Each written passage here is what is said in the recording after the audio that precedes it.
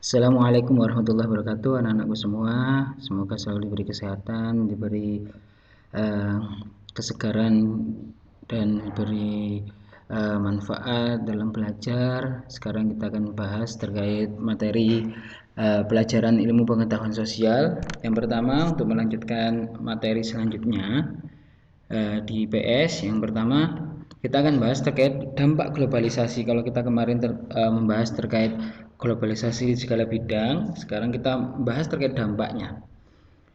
Berkembangnya globalisasi di Indonesia bagaikan sisi mata uang yang tidak bisa dipisahkan karena membawa dampak positif dan negatif bagi bangsa Indonesia. Globalisasi merupakan proses yang mendunia. Jika di belahan dunia atau negara suatu terjadi berkembang sesuatu, maka di belahan negara yang lain ikut berkembang. Derasnya arus globalisasi membawa dampak positif dan negatif dalam kehidupan. Dengan adanya globalisasi, kegiatan ekspor dan juga impor akan lebih transparan, sehingga menciptakan sebuah persaingan yang sehat. Selain itu, melalui globalisasi pula berbagai mesin-mesin canggih akan tercipta untuk menunjang dan juga meningkatkan hasil produksi dan sebagainya. Dampak positif globalisasi dalam kehidupan segala bidang. Kalau ada namanya positif, pasti ada yang namanya negatif. Kita membahas dulu terkait dampak positif globalisasi. Yang pertama adalah dampak positif di bidang ekonomi.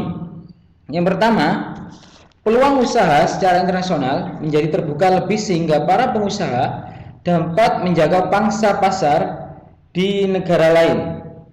Jadi dengan adanya peluang ini sehingga pasar Indonesia bisa, contoh pasar kerajinan Indonesia bisa mencapai pasar negara lain. Yang kedua adalah terbukanya banyak lapangan pekerjaan baru sehingga angka pengangguran di suatu negara akan berkurang. Dengan adanya lapangan pekerjaan baru sehingga mampu mengurangi yang namanya angka-angka pengangguran, angka-angka orang-orang yang tidak bekerja dan sebagainya. Yang ketiga adalah pemasukan devisa dari sektor pariwisata akan semakin bertambah karena wisatawan asing yang datang ke suatu negara untuk tujuan berwisata akan semakin banyak.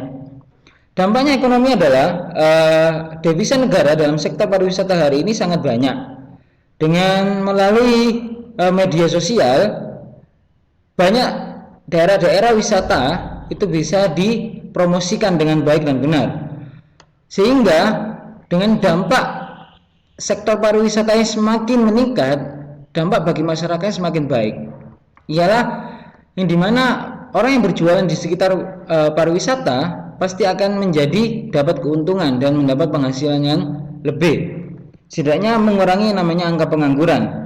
Yang keempat adalah pasar bebas antar negara akan kemungkinan kegiatan ekspor impor barang dan jasa semakin berkembang. Dengan adanya dampak positifnya ini dalam bidang ekonomi adalah yang namanya yang nantinya kegiatan impor ekspor ini semakin bebas, semakin bagus, dan semakin akan meningkatkan nilai ekonomi dalam suatu bangsa.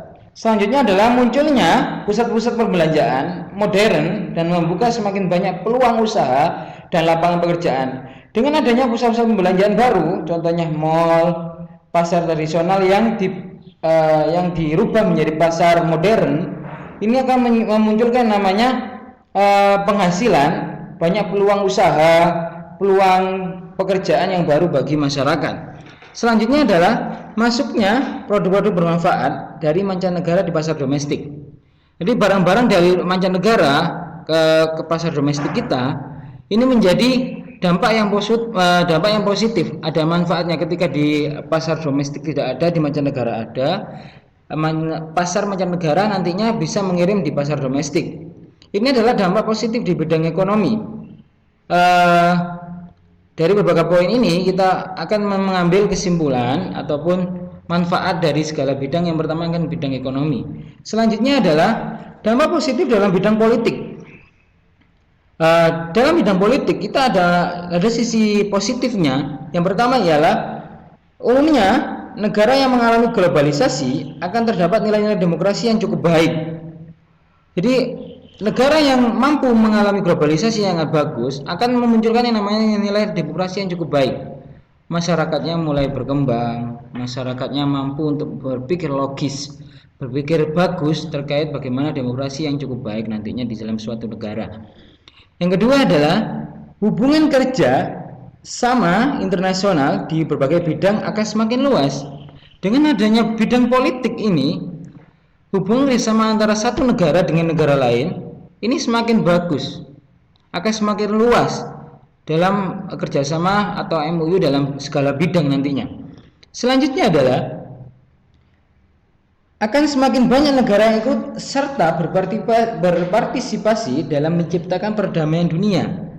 Dengan adanya ini, banyak negara-negara yang sebelumnya terjadi konflik, dengan adanya dampak positif dalam bidang ekonomi, bidang politik, mampu yang namanya negara-negara itu menciptakan suatu perdamaian nantinya. Selanjutnya adalah meningkatkan hubungan diplomasi antar negara-negara di dunia. Antar negara A dan negara B diplomasi sangat bagus. Nantinya muncul yang namanya kerjasama dalam segala bidang.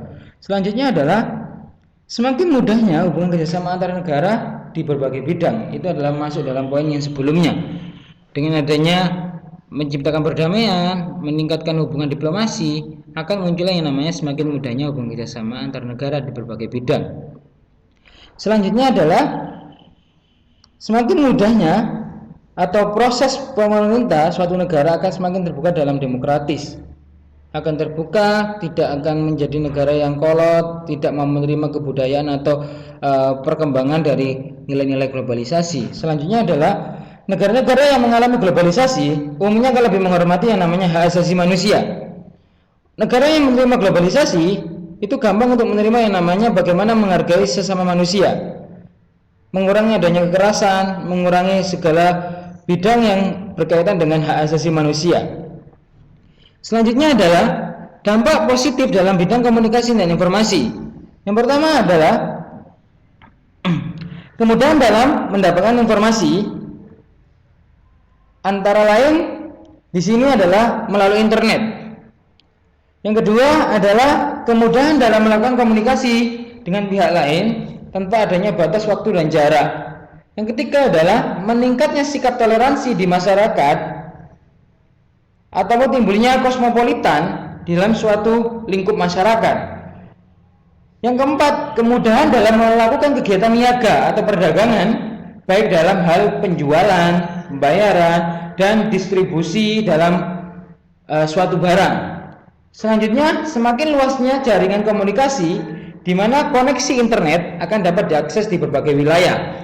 Dampak positif dalam bidang komunikasi dan informasi yang mengangkat nantinya suatu negara berkembang atau negara yang tidak maju menuju negara yang semakin maju, mampu menerima informasi, komunikasi dengan baik, dan akan menimbulkan sikap-sikap toleran dalam masyarakat yang nantinya mampu untuk menjadikan sebuah negara yang menjadi negara yang mampu bersaing dengan negara lain.